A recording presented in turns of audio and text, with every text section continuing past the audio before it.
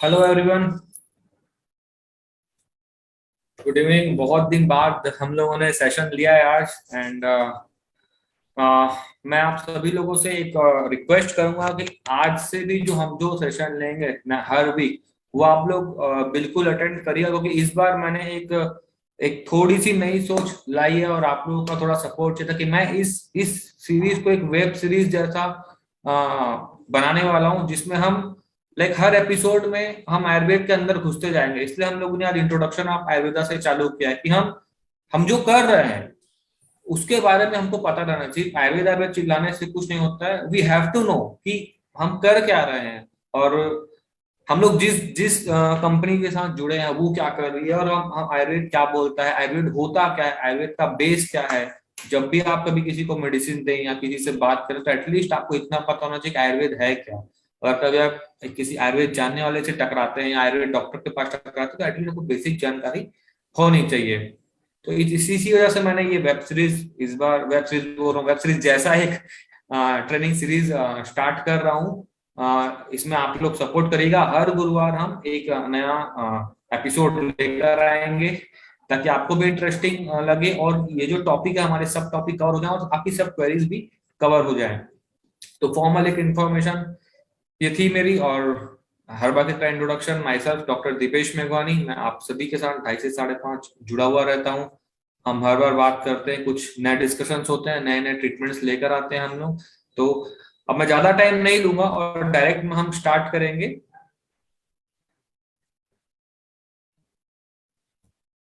कि आयुर्वेद होता क्या है एक्चुअली।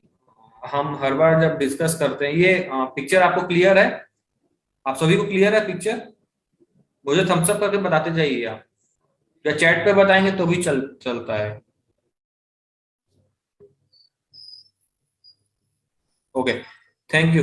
देखिए मेरी आप सभी से रिक्वेस्ट है कि देखिए ये वन वे कम्युनिकेशन है। मैंने आप सभी को म्यूट किया हुआ है ताकि बार बार डिस्टरबेंस ना हो। तो जब भी मैं कुछ पूछूं तो आप मुझे थम्स अप कर दीजिए या चैट में कर दीजिए, तो मुझे क्लियर होगा और मैं आगे बढ़ूंगा। ओके, तो चैट्स आ गए हैं आप लोगों के, थैंक यू वेरी मच। जैसे कि ये एक जो आपकी इमेज है, ये दिखा रहा है कि तीन चीजें दिख रही है, वात पित्त कफ, और इधर उसके बाहर पांच चीजें लिखी हुई है, लाइक ईथर, एयर, अर्थ, वाटर, फायर। तो ये पांच महाभूत हैं। वायु, आकाश, अग्नि, जल, पृथ्वी, ये पांच महाभूत हैं, और इन तीनों से मिलकर पांचों के कॉम्बिनेशन से बनते हैं तीन दोष, वात पित्त कफ। तो अगर हम आयुर्वेद की बात करें, आयुर्वेद बहुत पुराना साइंस है हमारा। और हमारे जैसे ऋषि मुनियों ने लिखा हुआ है ये उनके द्वारा। तो ये उनका ये बेस था कि हमारी बॉडी जो है, जिसमें तीन बेसिक दोष रहते हैं। जो वात, जिसको हम नॉर्मल भाषा में वात बोलते हैं, या वायु बोलते हैं, या एयर बोलते हैं। दूसरा होता है पित्त, जिसको हम गर्मी बोल लें, चाहे एसिड बोल लें, चाहे अग्नि बोल लें। एक हम ऊपर के लेवल पे बात कर रहे हैं। तीसरा होता है कफ, जिसको हम श्लेष्मा बोल लें, चाहे फ्लेगम बोल लें, चाहे विस्कस, जो मर्जी। लेकिन अगर हमें थोड़ा सा ग्राउंड लेवल पे बात करूं या हम सामान्य भाषा में बात करें, तो वात क्या होता है कि वात आप एयर को ही समझिए, वायु को समझिए। अगर बॉडी में कहाँ पर भी आपको ऐसा लग रहा है कि थोड़ी हवा है या थोड़ा सा एयर है, तो वो वात ही है। पित्त को हम गर्मी है या उष्णता है या फिर एसिड लेवल है, उसको पित्त से समझिए।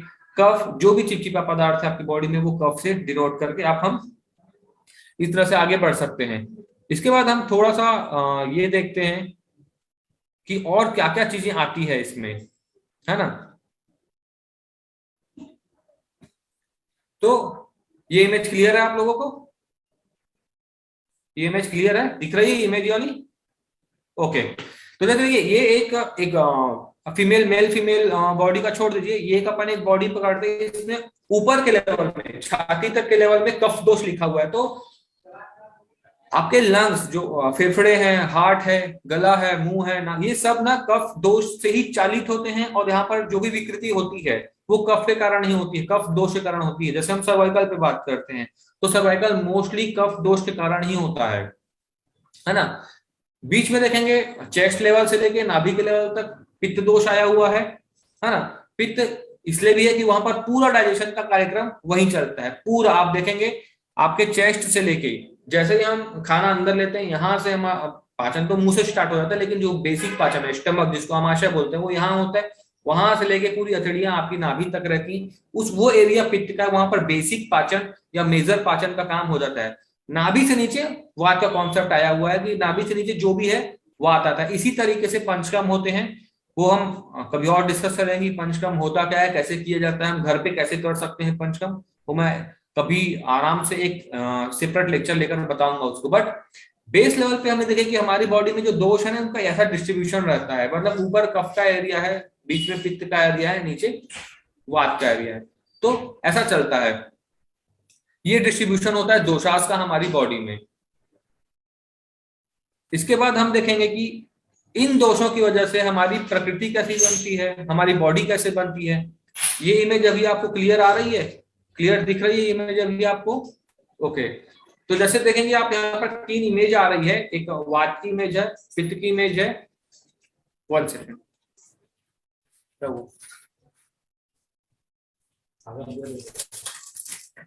लॉक कर।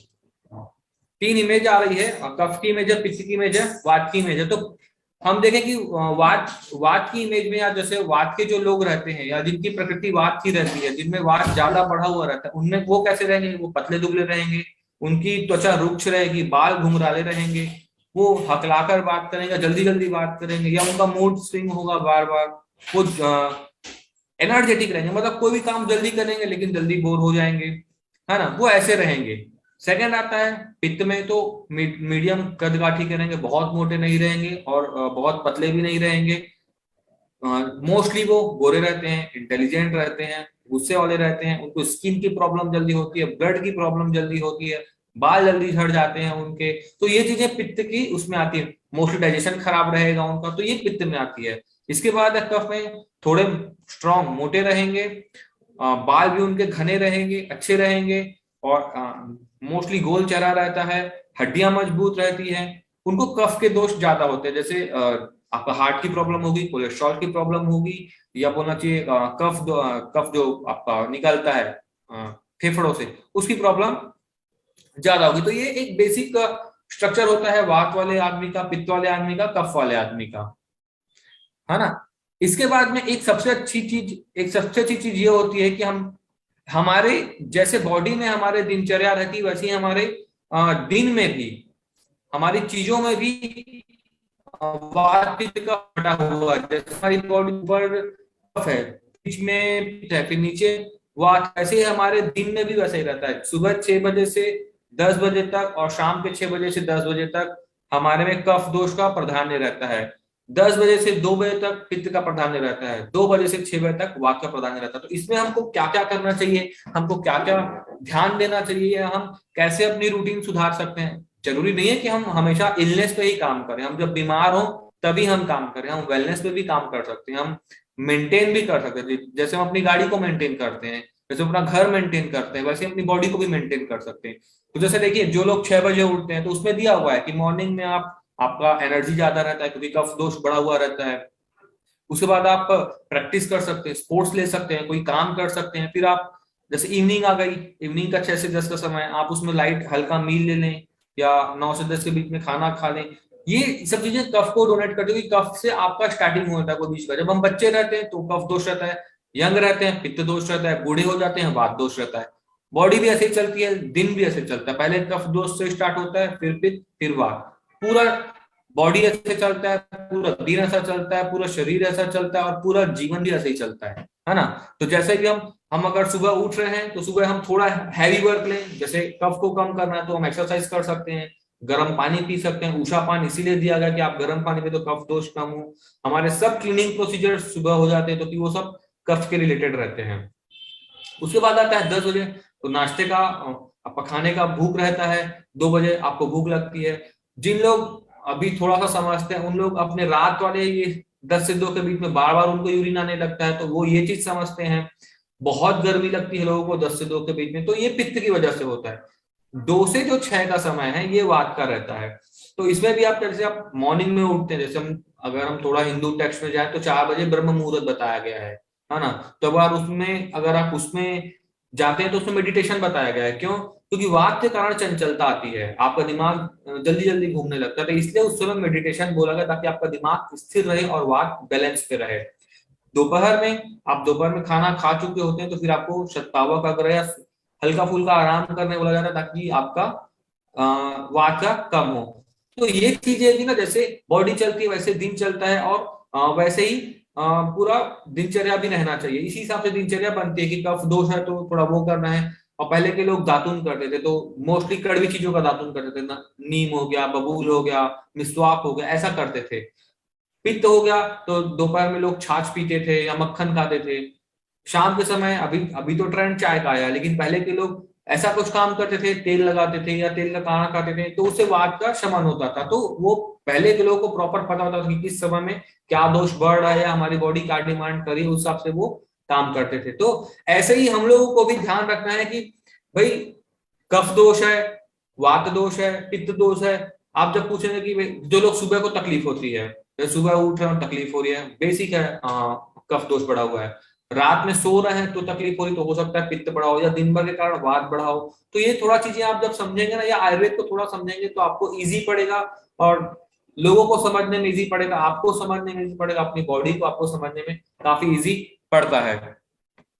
तो मेरी यही ये एक था कि मैं आप लोगों को ये बताऊं कि होता कैसे है आयुर्वेद, होता क्या है, या कैसे कैसे इसमें डिस्ट्रीब्यूशंस हैं, और हमारी बॉडी में वात पित्त कफ का क्या रोल होता है, और हमारी जो दिनचर्या है उसमें वात पित्त कैसा होता है। अगर अब हम जैसे देखें कि वात पित्त कफ काम क्या क्या करते हैं, जैसे मैं सबसे पहले आपको बताता हूँ।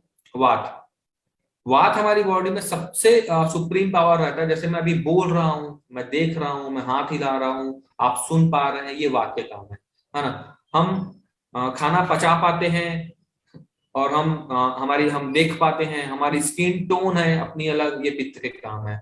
हमारी बॉडी में जैसे ये जॉइंट हो गया, यहाँ पर श्लेष्मा रहता है, यहाँ पर साइनोवियल फ्लूइड होता है, घुटने में तेल खत्म हो गया बोलते हैं, या फिर हमारे दिमाग में जो लिक्विड रहता है वो सब कफ का है। हमारी जीभ के जो लिक्विफाइड सलाइवा है वो पूरा कफ का काम है। तो एक बेसिक ये है, आप समझिए कि वात पित्त कफ है, और यही बिगड़ जाते हैं तो ही आपकी बॉडी खराब होती है। पित्त बिगड़ गया, एसिड ज्यादा बढ़ गया, तो पूरी आपका ब्लड भी खराब होगा, आपका प्रोडाइजेशन खराब हो जाएगा। अगर वात बिगड़ गया तो हाथ पैर में दर्द, कान का सुनाई कम देना, चीजों का मूवमेंट नहीं होना, वो होता है। कफ बिगड़ गया तो बहुत ड्राइनेस आएगी, अगर कम हो गया तो बहुत ड्राइनेस आएगी, आपकी घुटने आवाज करने लगेंगे। अगर बहुत बढ़ गया तो वो ब्लॉकेज क्रिएट करेगा, चाहे वो लंग्स में हो चाहे वो हार्ट में हो। तो एक बेसिक ये होता है कि आप अपने जो दोष है उनको दोषांश को मेंटेन रखना है। अब उसके लिए हम क्या क्या कर सकते हैं भाई, जैसे वात दोष को मेंटेन करें, तो वात दोष को मेंटेन करने के लिए हम ऑयलिंग कर सकते हैं बढ़िया, नाक में ऑयल डाल सकते हैं, कान में ऑयल डाल सकते हैं, यहाँ भंवर में हम ऑयल लगा सकते हैं। इससे क्या है, वात दोष मेंटेन रहता है। पित्त के लिए क्या कर सकते हैं, तो भाई पित्त के लिए घी सबसे बेस्ट है। अगर आपको लग रहा है आपका डाइजेशन अच्छा है तो आप थोड़ा थोड़ा घी आप अपने डाइट में रखें, ताकि पित्त का शमन हो, पित्त कंट्रोल में रहे। भाई किसी भी चीज को हमको बढ़ाना नहीं है और उसको घटाना, मेंटेन रखना है। मेंटेन रखने के लिए, पित्त को मेंटेन रखने के लिए घी सबसे अच्छा है। सिमिलरली जैसे कफ है, कफ दोष को मेंटेन करने के लिए, शमन करने के लिए शहद सबसे अच्छा है, गुड़ अच्छा है। आप एक्सरसाइज करिए, उससे भी कफ दोष मेंटेन रहता है। तो ये चीजें ध्यान रखनी होती है। कुछ एक बेसिक नियम होते हैं, जैसे जब हम सोने का टाइम रहता है तो हमारा सोने का टाइम एक फिक्स रहना चाहिए। अगर हम 11 बजे सो रहे हैं तो एटलीस्ट 6 बजे उठ जाएं, 12 बजे सो रहे हैं तो 7 बजे उठ जाएं। सबसे अच्छा समय है 10 से 4 का, अगर आप वो मेंटेन करते हैं तो और अच्छी बात है। सेकंड थिंग होती है खान पान में, अगर हम खाना खा रहे हैं तो चबा चबा के खाएं, थोड़ा सा पानी लेकर के बैठे, वो धीरे धीरे धीरे पीते जाएं। खाने के आखिरी में 8-10 घूंट ही पानी पिए, बहुत ज्यादा पानी न पिए। तो ये चीजें हैं। गरम खाना खाएं, ठंडा खाना ना खाएं, जब भूख लगी हो तभी खाना खाएं, जब प्यास लगी हो तभी खाना पिए। और खाना खाने के बाद में एटलीस्ट 100-200 कदम वॉक करें। खाना खाने के तुरंत बाद न सोएं, खाना खाने के 2-3 घंटे बाद सोएं। रात में आप हल्का आहार खाएं। ये सब चीजें जो बेसिक है ना, ये मेंटेन रखती है आपकी बॉडी को, या जो भी बीमारी हुई है उससे आपको बाहर निकालने में ये जो बेसिक स्ट्रक्चर है, बेसिक रूल्स है, ये आपको काफी मदद करते हैं कि आप किसी भी बीमारी में हैं तो उससे बाहर निकलेंगे जल्दी। अगर बीमारी नहीं है तो हेल्दी रहेंगे बहुत समय तक के। तो मेरी रिक्वेस्ट है ये सभी आप लोग करें और अपने पेशेंट को भी करने को लगाए, ताकि देखिए जरूरी नहीं कि हम इलनेस पे ही काम करें, कोई बीमार होगा तभी हम अपनी दवाइयां देंगे, हम तभी हम रिस्पेरी पियेंगे या सीबकथॉर्न पियेंगे, ऐसा कुछ भी नहीं है। हम हेल्दी हैं तो हम अपने हेल्थ को मेंटेन करना है। हम जब अपनी कार चलाते हैं तो उसके टायर के पंचर होने का इंतजार नहीं करते हैं, हम पहले ही टायर में हवा भरवा के रखते हैं, उसको बराबर अलाइनमेंट कराते हैं, धुलवाते हैं, ऑयल चेंज करते हैं। वैसे ही बॉडी के साथ भी करना है, बॉडी को एक्सप्लॉइट नहीं करना है ना। तो मेरा ये बेस आयुर्वेद पे देने का यही मकसद था कि आप लोग आयुर्वेद को समझें, बहुत सिंपल है। हम नेचर, मदर नेचर के करीब रहना है हमको, और उसी के हिसाब से चलना जैसे पहले के लोग रहते थे। अभी हमको एक्सप्लॉइट नहीं करना है अपनी बॉडी को, है ना। इसके बाद हम डिस्कस करेंगे अपने जो प्रोडक्ट्स हैं। पहले हम डिस्कस करेंगे हमारे जो सिंगल हर्ब्स हैं, उस पर हम डिस्कस करेंगे। ये आपको इन क्लियर है?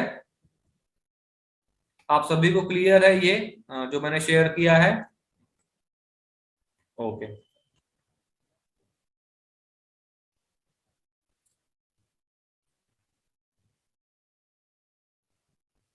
हाँ, तो देखिए सबसे पहले हम डिस्कस कर रहे हैं आंवला के बारे में। आंवला के बारे में सभी लोग जानते हैं कि अभी अभी सीजन है आंवला का, अभी आंवला फ्रेश मिलता है। बट आंवला काम क्या क्या करता है, और अब इस स्लाइड के लास्ट में ये भी बताऊंगा आपको कि जब आंवला फ्रेश मिलता है हमको तो हम आंवला कैप्सूल्स क्यों खाएंगे। ठीक है, देखिए रिसर्च शोज दैट आंवला extract enhances the immune system and helps it fight off infects better.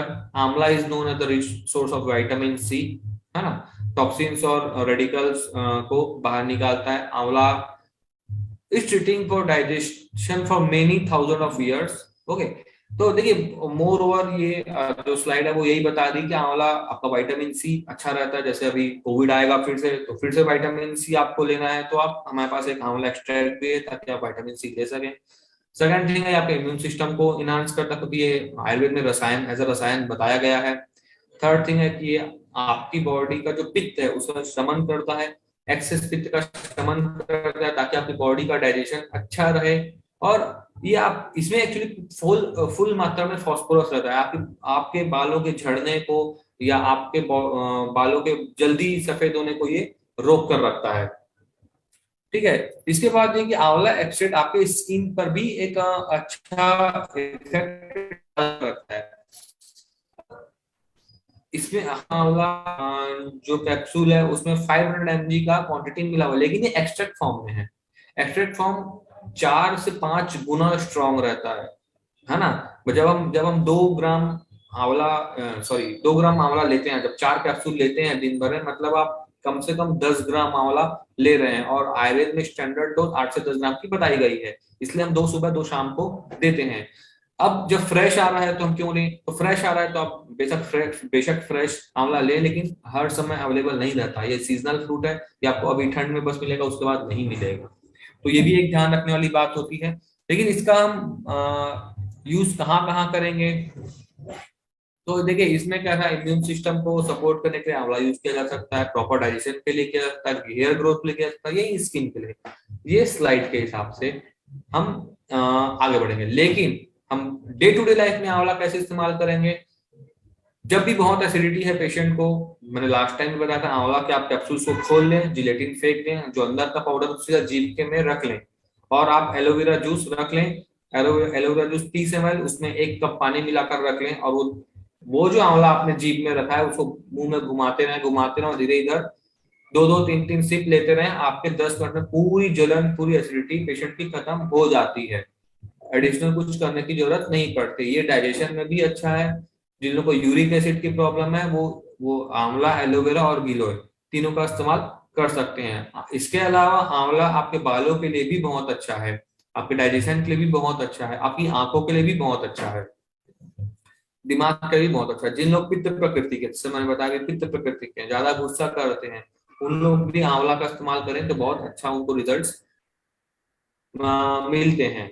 इसके अलावा आंवला हम फीमेल बॉडी में भी बहुत अच्छे उसके रिजल्ट्स आते हैं आंवला के पेन। इसमें अगर हम हल्दी का पानी और आंवला लें तो ये हमको काफी डायबिटीज में भी काफी, जो अर्ली डायबिटीज है मतलब जिसको अभी खाली पेट की शुगर जिसकी 110 115 ऐसे आ रही है, या खाने के बाद की शुगर 150 165 आ रही है, वहां पर अगर ऐसा करते हैं हम तो भी रिजल्ट मिलते हैं। और डोज कैसे जाएगी, डोज आप अपने हिसाब से वो कर सकते हैं। आंवला आप दिन में 6 टैबलेट तक दे सकते हैं, 2 टैबलेट दिन में 3 बार तक दिया जा सकता है, कोई रिस्क नहीं आता है इसमें।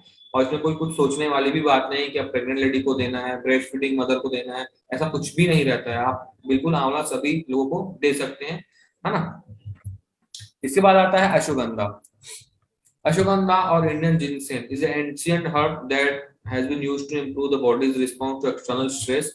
अब देखिए, अश्वगंधा जब हम बात करते हैं तो ये बॉडी के साथ साथ माइंड दोनों के जो स्ट्रेस रिलेटेड फैक्टर्स हैं उनको कम करता है ना। सबसे अश्वगंधा का जब हम अश्वगंधा रूट यूज करते हैं, क्योंकि हम जड़ का इस्तेमाल करते हैं इसमें, तो अश्वगंधा की जड़ का जब हम इस्तेमाल करते हैं तो ये जो है आपकी बॉडी में आम पाचन भी करता है, मतलब आपके टॉक्सिन्स को डाइजेस्ट कर लेता है और बाहर निकाल देता है। सेकेंड थिंग, आपकी मेंटल जो स्ट्रेस रहती है वो, उसके अलावा जो फिजिकल स्ट्रेस है वो, दोनों को कम करता है। अब देखिए की बेनिफिट्स क्या क्या हैं इनके। तो ashwagandha is known for it's many health benefits that include improving brain function and boosting testosterone levels. It improve the general wellbeing of a person. जैसे मैंने बोला इसके काफी अच्छे रिजल्ट्स आते हैं ब्रेन में और नसों में। इसके साथ में ये आपके जो मेल हार्मोन होता है टेस्टोस्टेरोन, उसको बूस्ट अप करता है। एक्चुअली ये शुक्र धातु पर डायरेक्ट काम करता है, शुक्र धातु की क्वांटिटी को बढ़ाता है, उसके जनन को बढ़ाता है। Second thing है, ashwagandha extract has been used for more than 3000 years to help fight off stress and fatigue by reducing cortisol, stress hormone है। जैसे मैंने अभी लास्ट स्लाइड में बोला कि अश्वगंधा आपकी बॉडी और माइंड दोनों पर एक जो एडिशनल स्ट्रेस आता है उसको कम करता है। और जो कॉर्टिसोल नाम का हार्मोन है, जो स्ट्रेस, जैसे आप कुछ लोग की ये आदत पड़ जाती है कि थोड़ी थोड़ी बातों में चिंता तनाव करने लगते हैं, फिर नींद नहीं आती है, वो बार बार एक ही बात सोचते हैं, जिसको रूमिनेटिंग बोलते हैं। तो वहां उस चीज पे भी अश्वगंधा काफी अच्छा रिजल्ट लाती है। और बहुत से लोग, जैसे अभी जिन लोग बताते हैं कि प्रीमेच्योर इजैकुलेशन होता है, शीघ्र पतन होता है, वहां पर भी अगर हम अश्वगंधा का एक अच्छे तरीके से इस्तेमाल करते हैं तो उसमें भी काफी हमको अच्छे रिजल्ट्स मिलते हैं। अश्वगंधा जो हाई ब्लड प्रेशर है उस पर भी काम करता है, लेकिन वो तब होगा जब आपका जो पेशेंट है वो एंजाइटी के कारण अगर उसको हाई ब्लड प्रेशर हो रहा हो। अगर ब्लॉकेज के कारण अगर हाई ब्लड प्रेशर है तो उसमें मेडिलिपो का इस्तेमाल करेंगे। अगर कोई पेशेंट चिंता के कारण बार बार चिंता कर रहा है और उसका ब्लड प्रेशर हाई हो जा रहा है तो वहां पर हम अश्वगंधा का इस्तेमाल करेंगे। जिनको नींद नहीं आ रही है उनके लिए हम अश्वगंधा का इस्तेमाल करेंगे। जिनको अपनी हेल्थ ग्रो करनी है, थोड़ा हेल्दी होना है, बॉडी बनानी है, उसमें हम अश्वगंधा का इस्तेमाल करेंगे, क्योंकि इसमें टेस्टोस्टेरोन लेवल है, काफी अच्छे रिजल्ट इसके आते हैं। सिमिलरली हमारे एक कैप्सूल में अश्वगंधा 500 mg का एक्सट्रैक्ट रहता है। आप इसको भी 2 गोली दिन में 3 बार तक दे सकते हो। मोस्टली हम अश्वगंधा का इस्तेमाल कब करते हैं, जैसे वेल वेलबींग है, नॉर्मल वेलबींग की अगर आपने विगर चाहता है, जनरलाइज थकान नहीं हो, थकान नहीं लगे, इसलिए अगर चाहता है तो अश्वगंधा का इस्तेमाल किया जा सकता है। स्ट्रेस है, टायर्ड हो जा रहा है बंदा तो भी आप दे सकते हैं। और नींद नहीं आ रही है उसमें दे सकते हैं, नसों की प्रॉब्लम है उसमें दे सकते हैं, पैरालिसिस है उसमें दे सकते हैं। इसके अलावा कमर में दर्द है, कमर में नस दब जाती है या सियाटिक पेन है, आप उसमें दे सकते हैं। ये तरह तरह की चीजें हैं, इसमें आप दे सकते हैं। लेकिन मोर ओवर आपकी अश्वगंधा नसों में बहुत अच्छा काम देगी, चाहे वो दिमाग की नसें हो, चाहे हार्ट की हो, चाहे बैक की हो, चाहे पैरालिसिस में नसों की कमजोरी हो, उसमें अश्वगंधा बहुत अच्छा काम करेगी। इसके साथ में जो डायबिटिक न्यूरोपैथी आती है, जो डायबिटीज के पेशेंट को बाद में आती है, वो कमजोर होने लगते हैं, उसमें भी अश्वगंधा काफी आपका अच्छा रिजल्ट देती है ना। अब इसमें अश्वगंधा की डोज क्या होगी, ये भी डोज आप पे डिपेंड करती है। जैसे हम कमर दर्द वाले पेशेंट को 2 टैबलेट दिन में 3 बार बोलते हैं, पैरालिसिस का पेशेंट है तो 2 टैबलेट दिन में हम 4 बार तक भी देते हैं।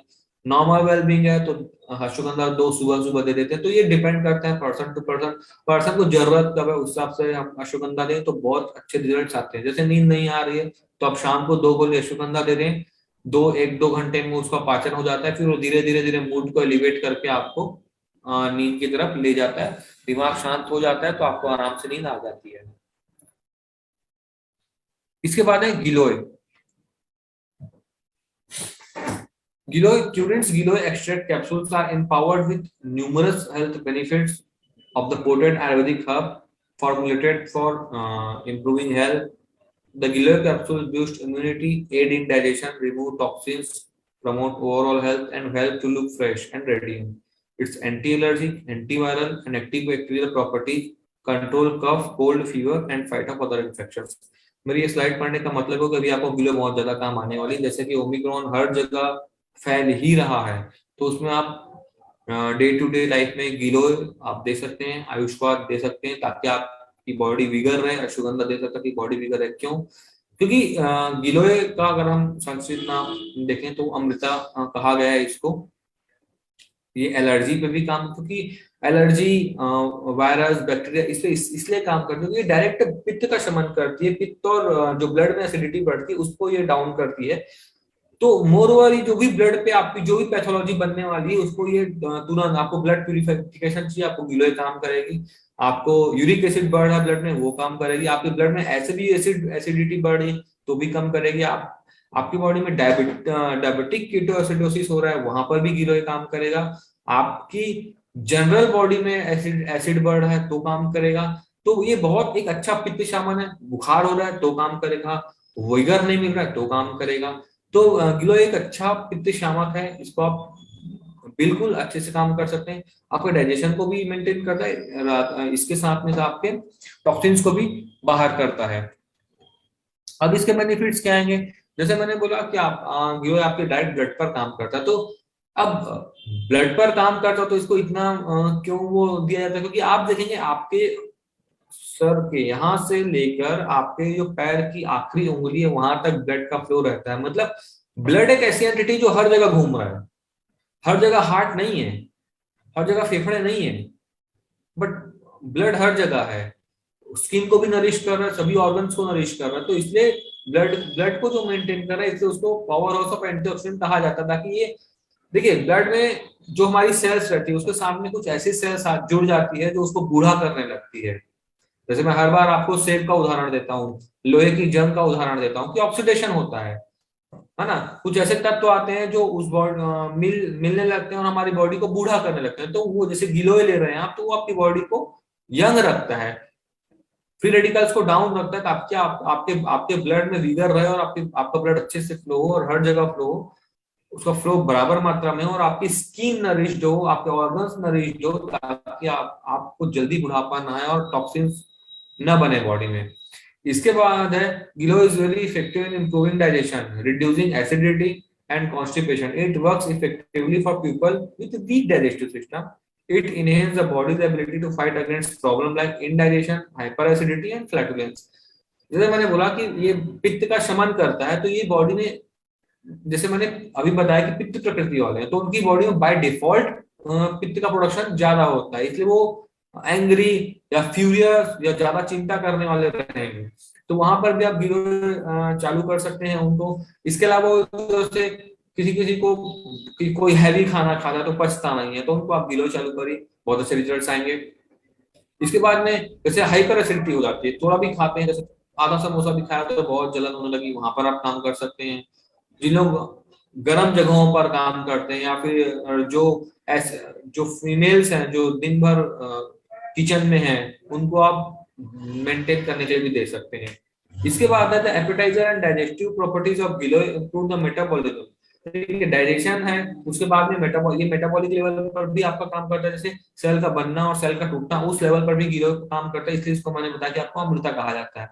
इसके बाद में ये आपकी बॉडी में एंटीपायरेटिक एंड एंटीप्यूराइटिक प्रॉपर्टी रखता है। एंटीपायरेटिक मतलब आपकी बॉडी में जो बुखार है, जो आपकी बॉडी गर्म हो जाती है, वहां पर उसको कम करता है। लेकिन मेरी एक रिक्वेस्ट है, जब भी कभी ऐसा हो कि आपकी बॉडी, आपको लगा कि आज मेरे को बुखार हो रहा है, तो शुरुआत में ही न लें गिलोय या पैरासिटामोल न लें। 101 तक आप थोड़ा सहने की कोशिश करें, क्योंकि बुखार तभी होता है जब आपकी बॉडी लड़ रही होती है ना। हम कभी भी सेना को लड़ते हुए अचानक से रोक नहीं देते हैं, हम सेना को लड़ने देते हैं, फिर हमको जीत हासिल होती है। तो अपनी बॉडी को लड़ने दें 101 तक। आप जब 101 डिग्री टेम्परेचर, 101 डिग्री टेम्परेचर है, वहां तक आप लड़ने दीजिए बॉडी को। 102 हो रहा है, वह एकदम ज्यादा सहन नहीं हो रहा, तब आप गिलो या पैरासीटामोल दीजिए, ज्यादा बेटर है। इसके अलावा एंटी प्रोराइटिक प्रॉपर्टी भी है गिलो का, मतलब बहुत खुजली, अभी जैसे बहुत लोगों को ड्राइनेस हो जाती है और खुजली हो जाती है, या ब्लड थोड़ा खराब होता है और खुजली हो जाती है, तो वहां पर भी गिलोय के बहुत अच्छे बेनिफिट्स हमको दिखते हैं। मोस्टली हम इसका उपयोग सिवक्थोन के साथ, सिवक्थोन और तुलसी के साथ मिक्स करके करते हैं, उसमें हमको काफी अच्छे ब्लड प्यूरिफायर रिजल्ट्स और स्किन में बहुत अच्छे रिजल्ट्स हमको मिले हैं गिलोय के। अब गिलोय में इंडिकेशन क्या है? जैसे इम्यूनिटी बढ़ाएगा, डाइजेशन को इम्प्रूव करेगा, ब्लड को अच्छा करेगा और जनरल हेल्थ को आपकी मेंटेन करके रखेगा। इसके डोज क्या जाएंगे? 2 टैबलेट दिन में 2 बार स्टैंडर्ड डोज है, 2 टैबलेट दिन में 3 बार भी दी जा सकती है, 2 टैबलेट दिन में 4 बार भी दी जा सकती है। आप it's a matter of disease, कौन सी बीमारी है या कितनी सीवियर बीमारी है उसके ऊपर में डिपेंड करता है।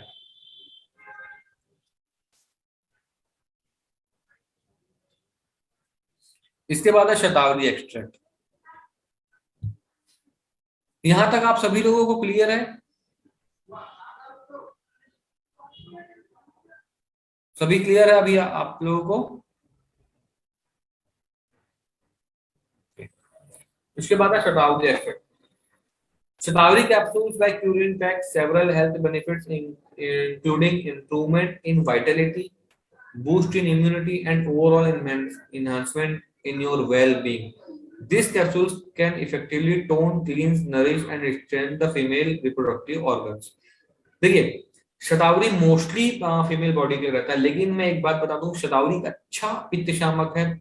ये जिन लोग बहुत ज्यादा चिंता करते हैं, उसमें आप अगर अश्वगंधा और शतावरी दोनों मिक्स करके देते हैं ना, तो बहुत ही शानदार आपको रिजल्ट्स मिलते हैं इससे। मोस्टली जैसे अश्वगंधा मेल बॉडी के लिए है, वैसे ही शतावरी फीमेल बॉडी के लिए एक अच्छा रसायन है।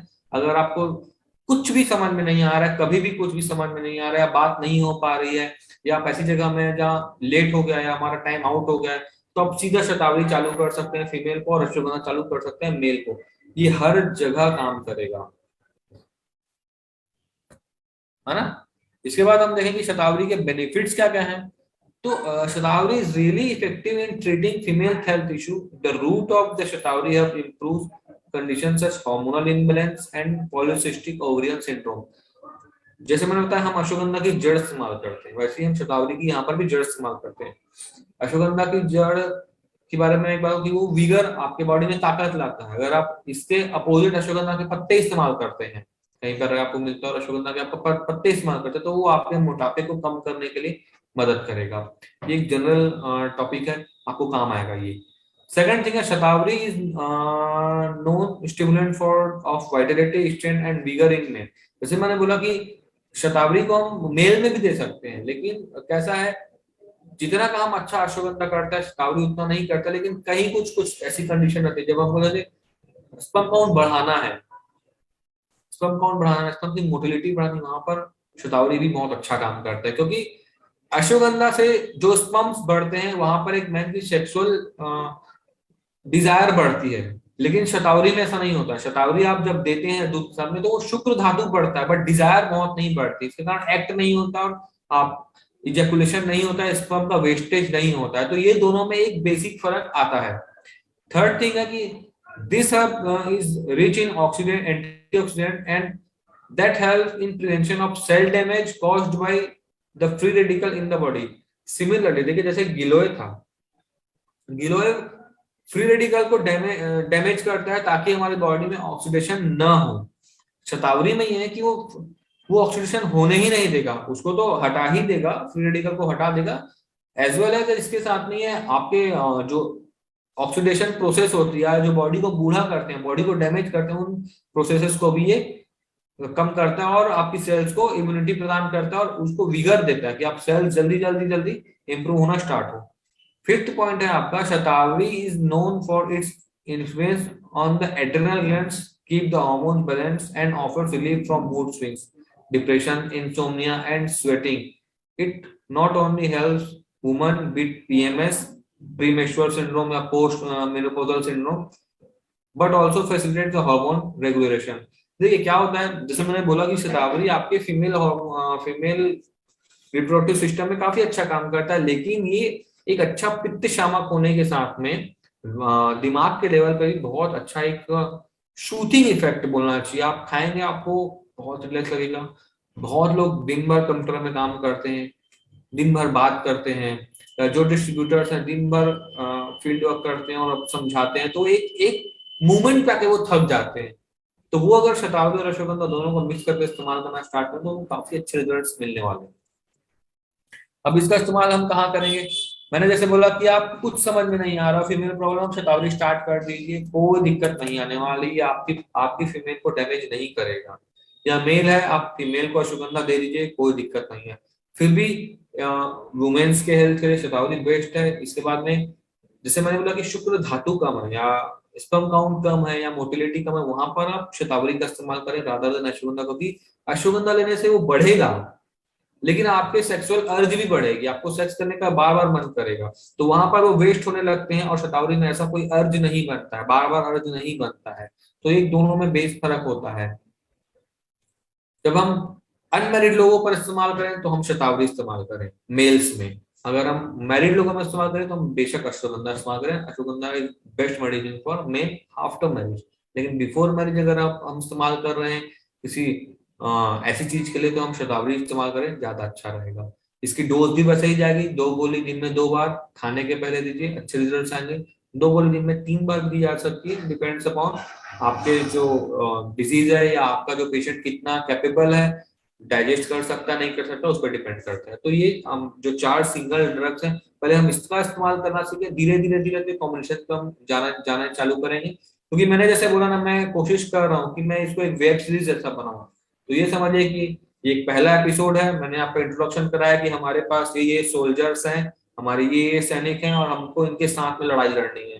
तो अभी हमारे ये 4 सोल्जर हैं, इसके बाद हम 3 लोगों पर और ध्यान देंगे। कि आप लोग देखिए, आप लोग जब इसको एज अ पर्सन देखेंगे ना, हाँ मैंने शतावरी को बोला है कि वो करेगी जाके काम, या मैंने अश्वगंधा को बोला, तो आपके दिमाग में जब एक बैठती ना बात कि हाँ यार शतावरी यहाँ तक पहुंचेगी, अश्वगंधा यहाँ तक पहुंचेगी और गिलोय मैं जो बोल रहा हूँ वो करेगी, तो आपको कॉन्फिडेंस रहता है। नहीं तो अभी मैं मोस्टली पेशेंट्स को देखता हूँ या डिस्ट्रीब्यूटर्स को देखता हूँ, तो दे आर लाइक सर हमने लिया था अश्वगंधा लिया, हमको पेट खराब हो गया, हमने आंवला लिया, हमको छाले हो गए। तो ये पॉसिबल नहीं है भाई। हमने किडनी कवर से लिया और हमारा शुगर डाउन होगा, तो ये पॉसिबल नहीं है। क्यों? क्योंकि उसमें वो हो ही नहीं सकता।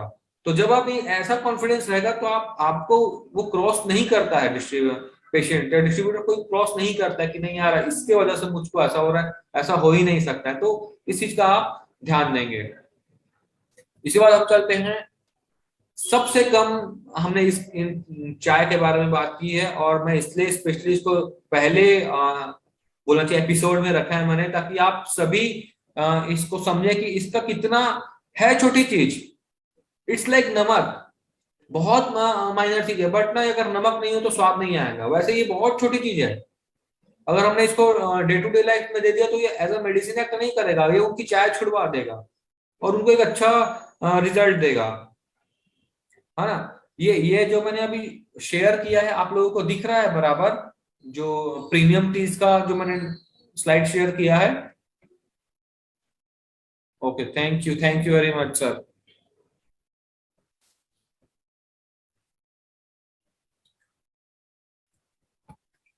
तो देखिए हम आज अभी हमारी 3 प्रकार की चाय है या टी है, उनको हम डिस्कस करेंगे। पहला है आयुष पाक immunity T, the immunity boosting formula. Obvious है ये गवर्नमेंट ने बनाया है, आयुष आयुष डिपार्टमेंट ने बनाया है इंडिया में। तो ये ऑब्वियस है कोविड-19 के लिए बनाया गया था, ताकि ये बॉडी में इम्यूनिटी जो है उसको मेंटेन कर सके। इसमें 4 ही चीजें, तुलसी, दालचीनी, सौंठ और काली मिर्च। बट इसका रेशियो ऐसा बनाया जाता है कि आपको जैसे काली मिर्च की बहुत उष्णता ना मिले या दालचीनी की बहुत गर्मी ना मिले, अगर आप ये टी ले भी रहे हैं रेगुलर तो इस चीज का हम ध्यान रखेंगे। अब इसमें इंग्रेडिएंट्स है, जैसे तुलसी। तुलसी हम सभी जानते हैं कि तुलसी क्या काम करती है, हम बचपन से देखते आ रहे हैं, बचपन से हम थोड़ा बुखार होता है, खांसी होती है, हम तुलसी तुरंत इस्तेमाल कर लेते हैं। अब जैसे अब आपको समझ में आ रहा हो कि हमने क्यों इस्तेमाल किया है आयुष टी का। जब हमने अभी देखा कि कफ दोष ऊपर रहता है, भाई लंग्स के लेवल में कफ दोष है, तुलसी कफ का शमन करेगी, दालचीनी कफ का शमन करेगा, काली मिर्च कफ का शमन करेगी, सौंठ कफ का शमन करेगा। तो भी आप लोगों को पिक्चर क्लियर हो रहा हो कि नहीं, इसीलिए ये तुलसी, दालचीनी और सौंठ और काली मिर्च को बनाया गया। भाई हमने गुलाब के पत्ते क्यों नहीं डाले, हमने गिलोय क्यों नहीं डाला, इसमें बुखार को कम करता है क्यों नहीं डाला? भाई बेसिक था तो कि जो कोविड हो रहा था वो लंग्स के अटैक कर रहा था, लंग्स है कफ दोष का, हमको कफ दोष को कम करे ऐसी चीजें चाहिए थी, है ना। हम अश्वगंधा भी डाल सकते थे इसमें, हमने क्यों नहीं डाला, आयुष डिपार्टमेंट ने क्यों नहीं डाला? तो इसीलिए इसलिए समझना जरूरी है आपको चीजें कि बनी क्यों है। भाई बन गई है तो हमको पता है काम कर रही है, लेकिन काम क्यों कर रही है, काम कैसे कर रही है, या क्या इसको प्रोविजन है बनाने का। तो हम देखें कि तुलसी है natural source of vitamin C, zinc है, और ये दोनों चीजें आपकी इम्यूनिटी के लिए बहुत जरूरी है। सेकेंड थिंग है दालचीनी। दालचीनी आपकी जैसे मैं थोड़ा बोल रहा हूँ कि उष्ण है ये दालचीनी, तो सर्दी है या बुखार है, या जो ब्लड में जो प्लेटलेट्स रहती हैं उन, या फिर जो ब्लड के कारण जो इन्फ्लामेशन, जो सूजन आ जाती है, उसको ये तुरंत डाउन करता है। इसके साथ में ये आपकी बॉडी का जो शुगर लेवल है उसको मेंटेन करता है। तीसरा थिंग है सौंठ, जिंजर पाउडर। जिंजर पाउडर ये एक अच्छा कफ शामक है। आप लोग को याद होगा जब भी बचपन में हमको सर्दी होती थी या गला जाम हो जाता तो दादी माँ लोग सौंठ और शहद खिलाते थे कि भाई चलो सौंठ और शहद चाट लो, है ना। भाई हमारे कम्युनिटी में तो हम लोगों ने काफी खाया है ये, तो मैं बहुत बचपन से ही जानता हूँ कि सौंठ और शहद खाई जाती है। तो ये एक बेसिक फॉर्मूला है, जैसे मैंने बताया कफ दोष को शमन करने के लिए आपका हनी सबसे अच्छा है, वैसे ही सौंठ भी बहुत अच्छा कफ शामक है।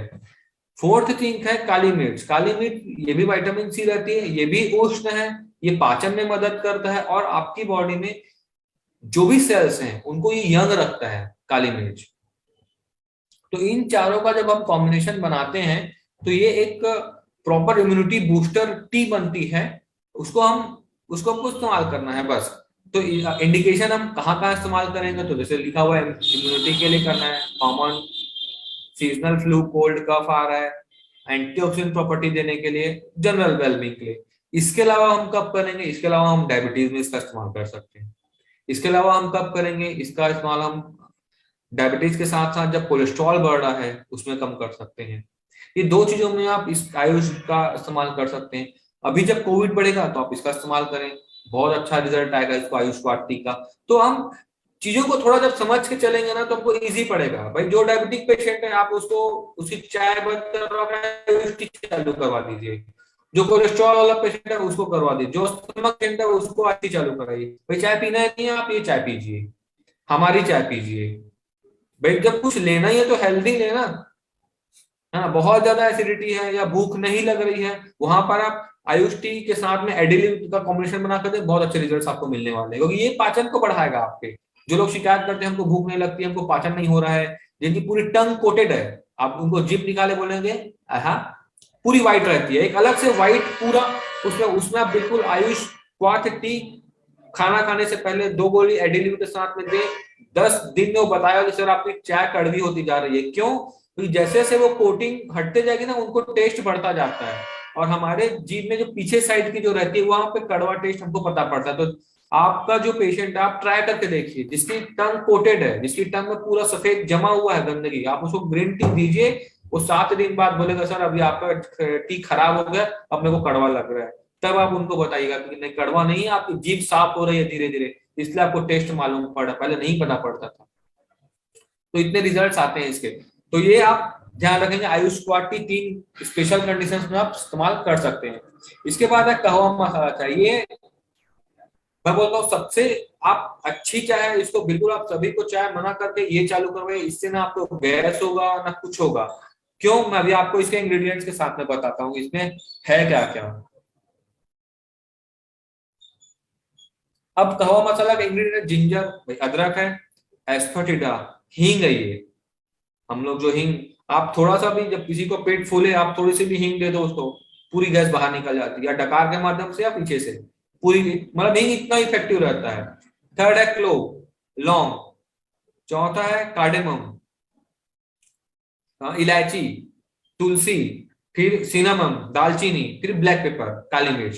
तो ये 6-7 आइटम जब एक साथ मिलते हैं तो ये पूरे आपके देखेंगे ना, पूरे पाचन के ये आपके पूरे मसाले हैं जो घर में मिलते हैं। तो ये पूरे आपके मसाले मिल करके आपकी जो डाइजेस्टिव पावर है उसको बहुत ही अच्छा इफेक्टिव देते हैं। जिन लोग शिकायत करते हैं ना कि हमको हमारा पाचन नहीं होता है, हम खा तो लेते हैं, वो भूख लगती है बराबर, लेकिन पाचन नहीं हो रहा है, तो उनको खाने से पहले लीव दीजिए, खाने के बाद ये चाय पीने बोलिए। वैसे उनको बहुत शौक रहता है चाय पीने का। आज हमारी इंडियन कम्युनिटी में हर आदमी खाने के बाद चाय पीता है, तो बोलो नहीं भैया, वो चाय नहीं पियो, ये चाय पियो। ये आपकी बॉडी को मेंटेन भी रखेगा और आपका डाइजेशन को ही मेंटेन रखेगा। है ना। अब इसका इस्तेमाल हम कहाँ कहाँ करेंगे? अब मैं इसमें एक दो चीजें और आगे बताता हूं। इसमें जैसे ना आपकी इसके साथ में थोड़ी सी मात्रा में सॉल्ट भी है और कहवा भी है ना। ये दो चीजें छूट गई हैं इसमें। तो ये दो चीजें भी आप नमक होने से आपकी बॉडी में पाचन अच्छा होता है, कहवा आपकी बॉडी को फ्रेशनेस दिलाता है। कहवा एक्चुअली यूनानी मेडिसिन है, तो वो आपकी बॉडी को एक जैसे हम बोलते हैं ना चाय पीने के बाद मजा आ गया, अभी दिमाग फ्रेश हो गया, सिमिलरली कहवा का वैसा इफेक्ट आता है। तो उसमें आपको ऐसे अच्छे रिजल्ट मिलेंगे। इसका हम इस्तेमाल क्या भाई, वेलबींग के लिए करेंगे, डिटॉक्सिफिकेशन के लिए करेंगे, डाइजेशन के लिए करेंगे, एंटीऑक्सीडेंट प्रॉपर्टी लेंगे। इसके अलावा हम इसका इस्तेमाल क्या करेंगे, जहां जब इनका बीपी डाउन होते जाता है ना, वहां इनको आप उनको ये पिलाइए। बढ़िया कहवा मसाला टी बना दिए, 2-4 बूंद नींबू डाल दीजिए, उसको पिला दीजिए। उसका डाइट उसका बीपी तुरंत शूट अप कर जाएगा। अगर 60-100 है तो आई बेट यू ये तुरंत 100-60 है तो तुरंत ही आपका 120 और 80 तक पहुंच जाएगा। सेकंड थिंग, जिन लोगों को खाने के बाद इनका पेट भारी भारी हो जाता है, बोलते हैं मैं भूख लग रही है लेकिन खाने के बाद पेट भारी हो गया, वहां पर भी आप सिमिलरली नींबू 2 बूंद डाल करके ये टी पिलाइए। ये टी थोड़ी स्ट्रॉन्ग पड़ती है किसी किसी को, तो आप ऐसा करिए आधा सैचेट पिलाइए। एक सैचेट अगर नहीं पी पा रहा है ना पेशेंट, कई बार होता है बहुत तेज हो जाती है ये मुझे आप लोगों से पता पड़ता है कि सर एक सैचेट बहुत तेज हो रहा है, तो आधा सैचेट आप पिलाइए, वही बहुत अच्छे रिजल्ट्स आपको देगा। तो ये छोटे छोटे नुस्खे आप इस्तेमाल करेंगे तो पेशेंट जल्दी ठीक होने लगता है, और जैसे पेशेंट जल्दी ठीक होता है तो आपके लिए फेथ बढ़ता है, आपका बिजनेस बढ़ता है और कंपनी भी ग्रो करती है। इन दो कंडीशंस में पेट फूला फूला लग रहा है खाने के बाद में स्पेशली, तो कहवा मसाला, बीपी डाउन हो रहा है तो कहवा मसाला, इन दो जगहों पर आप बिल्कुल कहवा मसाला इस्तेमाल कर सकते हैं। जिन लोग को ज्यादा चाय पीने की आदत है उनको भी हटा करके कहवा मसाला एडप्ट करवा सकते हैं। और मेरी रिक्वेस्ट है, मैंने इनको इसलिए पहले इस बार पहले रखा है क्योंकि हम लोग इसका इस्तेमाल करते ही नहीं। जब मैं बताता हूँ कि सर क्लोव ग्रीन टी लेनी है, तो लोगों को पता नहीं था कि क्लोव ग्रीन टी आती है हमारी, आयुष ग्रीन टी आती है हमारी करके। तो वो इसलिए मैंने इसको आज इंट्रोड्यूस किया कि आप लोग ध्यान दें कि ये चीजें भी है। बहुत लोग को लगता है कि सर मेडिसिन कम है, लेकिन मेडिसिन कम नहीं है, हम लोग यूज नहीं कर रहे हैं। वी आर लाइक नहीं, हमको एडिलिपो चाहिए ही कोलेस्ट्रॉल के लिए, बट नहीं, आपका कहवा मसाला भी कोलेस्ट्रॉल पे काम करेगा, आयुष टी भी कोलेस्ट्रॉल पे काम करेगा। हमारे पास है चीजें भाई। हम हर बार एक बूस्ट के लिए क्यों देख रहे हैं, आप स्टार्टिंग पे ही बंद कर दीजिए ना। सेकंड है, थर्ड है आपकी क्लोव ग्रीन टी। तो clove green tea, the clove detox tea is a different of toxin deterrent of toxin in the body owing to its powerful antioxidant ingredients. अब हम देखेंगे कि ये इसमें क्या क्या चीजें हैं जो डिटॉक्स करेगी बॉडी को, या फिर कैसे करेगी। मोरिंगा, मोरिंगा मतलब होता है मुनगा, मराठी में शेवगा बोलते हैं, हमारे छत्तीसगढ़ में मुनगा बोलते हैं, इंग्लिश में ड्रम स्टिक बोलते हैं। लंबी लंबी स्टिक्स आती है, लोग स्टिक्स भी खाते हैं और पत्ते भी खाते हैं सब्जी बना करके। ये आपकी बॉडी में विटामिन ए का, आयरन का, एंटीऑक्सीडेंट का अच्छा सोर्स है। जिनको बॉडी पेन होता है, थोड़ा मोड़ा बॉडी पेन हो रहा है, यूरिक एसिड बढ़ रहा है, या वजन बढ़ रहा है, या बोलना चाहिए संधिवात हो रहा है, आरए फैक्टर बढ़ रहा है, सीआरपी बढ़ रहा है, उसमें आप मोरिंगा का बहुत अच्छा इस्तेमाल कर सकते हैं। आप ये भी बोल सकते हैं मोरिंगा इसलिए भी क्योंकि ये सब्जी भी है, तो आप इसकी सब्जी भी खिला सकते हैं पेशेंट को। नहीं आप लो ग्रीन टी हम ऑर्थो हिसाब में दे रहे हैं, तो आप मुनगे की सब्जी भी खाइए, और मोस्टली आप रात को खिला दीजिए उसको, तो आपके दो काम एक साथ हो जाते हैं। रात को वो बंदा हैवी नहीं खाएगा, अगर 3-4 रोटियां खा भी लेता है तो मोरिंगा होने की वजह से वो इजी डाइजेस्ट हो जाती है। सेकंड थिंग है स्पीयरमिंट। स्पीयरमिंट है, ये एक फ्लेवर प्रोफाइल पे आता है। इसमें आप काफी ज्यादा मात्रा में एंटीबैक्टीरियल प्रॉपर्टी, मतलब आपको ये इन्फेक्शन से बचा के रखता है ना। तीसरा है क्लोव। क्लोव के जैसे मैंने बताया लॉन्ग, ये एंटीऑक्सीडेंट है और आपकी बॉडी में जो फ्री रेडिकल्स है उसको हटाता है। इसके साथ में जो कफ दोष है, आपको जो एक्सेस कफ दोष बन रहा है या आपकी बॉडी में जो टॉक्सिन्स बन रहे हैं जो बन चुके हैं उनको भी डाइजेस्ट कर जाता है। इसके साथ में ये गैस को भी बाहर निकालता है। चौथा है जिंजर, अदरक। अदरक हम सभी को पता है कि हम कफ दोष में इसका इस्तेमाल करते हैं, पाचन के लिए इसका इस्तेमाल करते हैं, या हमारी बॉडी में जो गंदगी रुक गई है, भाई टॉक्सिन्स है वो अलग बात है, जैसे हमारे किसी को मोशन अच्छे से नहीं हो रहा है, यूरिन खुल के नहीं हो रहा है, तो ये गंदगी को भी जिंजर बाहर निकालता है। कार्डेमम, इलायची। Apart from adding a beautiful flavor to tea, cardamom is a known remedy for common colds and other respiratory issues। देखिए, इलायची तो एक फ्लेवर देता है, अलग बात है, लेकिन इसके अलावा ना ये आपके दिमाग के लेवल में भी एक शूथिंग इफेक्ट देता है। इसके साथ में आपके पेट के जो एक्सेस पित्त है या एक्सेस जलन वगैरह की बातें उनको भी कम करता है। तो इस तरह से अगर हम क्लोव डिटॉक्स की देखते हैं कि हम कहाँ कहाँ इस्तेमाल करें, तो डिटॉक्स करने के लिए सेकेंड थिंग है rich source of anti inflammatory and antioxidant property.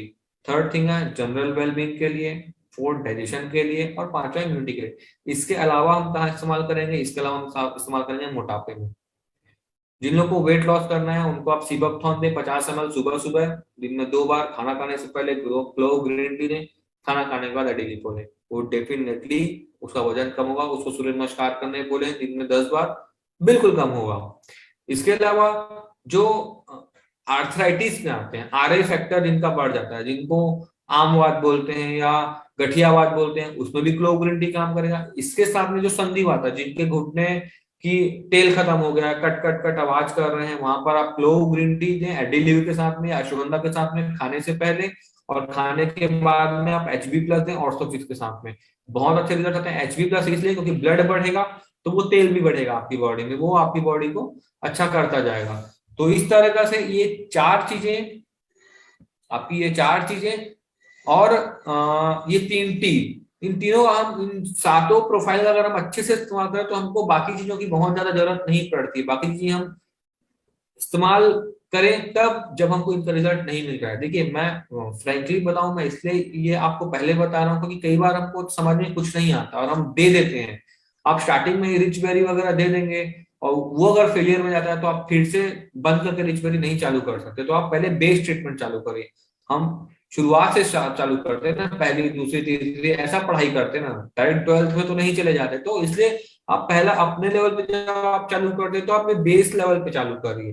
मैं 2:30 से 5:30 अवेलेबल हूँ। हम कोशिश करें कि हम टाइम भी एक्सटेंड करें। अगर हमारा टाइम एक्सटेंड हो जाता है तो मैं दिन भर आपके साथ रहूंगा। तो जब सुविधा है तो आप लीजिए, आप रिपोर्ट्स भेजिए, आप बात करिए, हम डिस्कस करेंगे और पेशेंट को एक अच्छा ट्रीटमेंट देंगे। पेशेंट को कैसे भी करके हमको ठीक करना है, इससे आपका नाम भी होगा और कंपनी का नाम भी होगा और पेशेंट भी इधर उधर भटकने से बच जाएगा। तो ये चीजें थोड़ी हम ध्यान देंगे। ठीक है, यहाँ पर आज का सेशन में फाइनली कंप्लीट करता हूँ। इन सातों चीजों के बारे में आप एक बार फिर से स्टडी करेगा, मेरी रिक्वेस्ट है आप फिर से स्टडी करिए।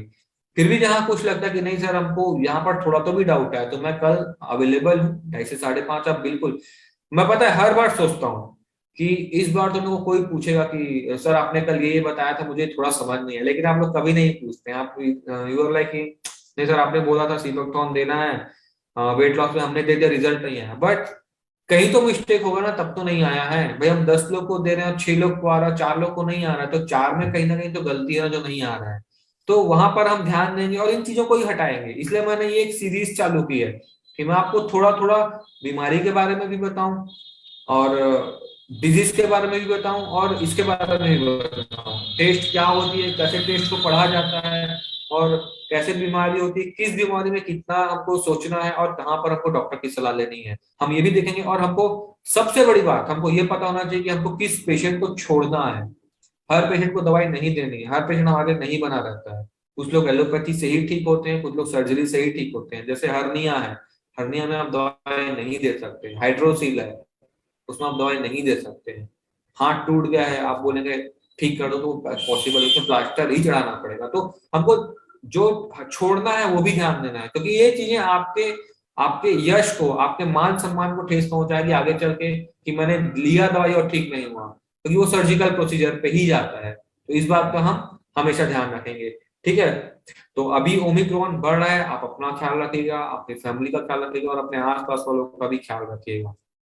ठीक है, तो मैं एंड करता हूँ सेशन। कभी कुछ लगा तो हम कल मिलेंगे। ठीक है, okay, thank you very much, good night.